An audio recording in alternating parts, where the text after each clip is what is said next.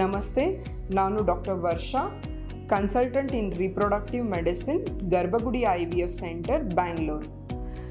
IVF treatment ಆದಮೇಲೆ success rate increase ಮಾಡೋಕ್ಕೆ ನಿಮ್ಮ ಕಡೆಯಿಂದ ಏನು ಮಾಡ್ಬೋದು?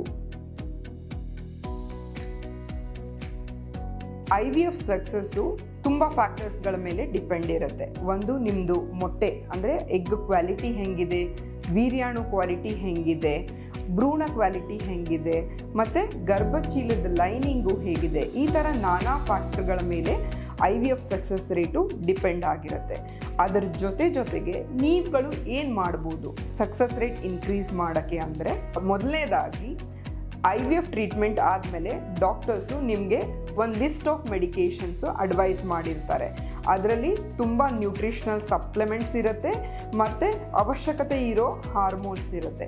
ಅದನ್ನು ನೀವು ರೆಗ್ಯುಲರ್ ಆಗಿ ಕರೆಕ್ಟಾಗಿ ತಗೋಬೇಕು. ಎರಡನೇದು, ರೆಸ್ಟ್. ಎಷ್ಟು ಗಂಟೆ ನಿದ್ದೆ ಮಾಡಬೇಕು, ಬೆಡ್ ರೆಸ್ಟ್ ಅವಶ್ಯಕತೆ ಇದೆಯಾ ಅಂತ.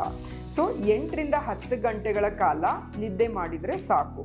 ಕಂಪ್ಲೀಟ್ ಬೆಡ್ ರೆಸ್ಟ್ನ ಅವಶ್ಯಕತೆಗಳು ಇರೋದಿಲ್ಲ. ನಾರ್ಮಲ್ ಆ್ಯಕ್ಟಿವಿಟಿಯನ್ನು ಕ್ಯಾರಿ ಔಟ್ ಮಾಡ್ಬೋದು. ಅಂದರೆ ಮನೇಲಿ ನಾರ್ಮಲ್ ಲೈಟ್ ಕೆಲಸ ಮಾಡ್ಕೋಬೋದು, ಆಫೀಸ್ ವರ್ಕ್ ಮಾಡ್ಕೋಬೋದು. ಸೊ ಕಂಪ್ಲೀಟಾಗಿ ನೀವು ಬೆಡ್ ರೆಸ್ಟ್ ತೊಗೊಂಡ್ರೆ ಏನಾಗುತ್ತೆ ಅಂದರೆ, ಅದು ಇನ್ಫ್ಯಾಕ್ಟ್ ಸಕ್ಸಸ್ ರೇಟ್ನ ಕಮ್ಮಿ ಮಾಡುತ್ತೆ. ಗರ್ಭಚೀಲಕ್ಕೆ ಭ್ರೂಣ ಕಚ್ಕೊಳೋ ರೇಟ್ನ ಕಮ್ಮಿ ಮಾಡುತ್ತೆ. ಮೂರನೇದಾಗಿ ಇನ್ನೊಂದು ಪ್ರಶ್ನೆ ಇರುತ್ತೆ, ಏನು ಮಾಡಬೇಕು IVF ಆದಮೇಲೆ, ಏನು ಮಾಡಬೇಕು, ಏನು ಅವಾಯ್ಡ್ ಮಾಡಬೇಕು ಅಂತ.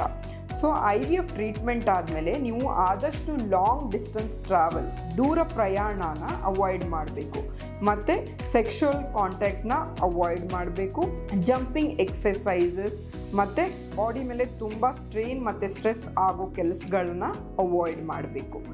ಮತ್ತು ನಾಲ್ಕನೇದಾಗಿ IVF ಟ್ರೀಟ್ಮೆಂಟಲ್ಲಿ ಸಕ್ಸಸ್ ರೇಟ್ ಬಂದುಬಿಟ್ಟು ಥ್ರೂಔಟ್ ದ ವರ್ಲ್ಡ್ ಇದು ಒಂದು ಅಂದಾಜು ಒಂದು 50% ಇರುತ್ತೆ.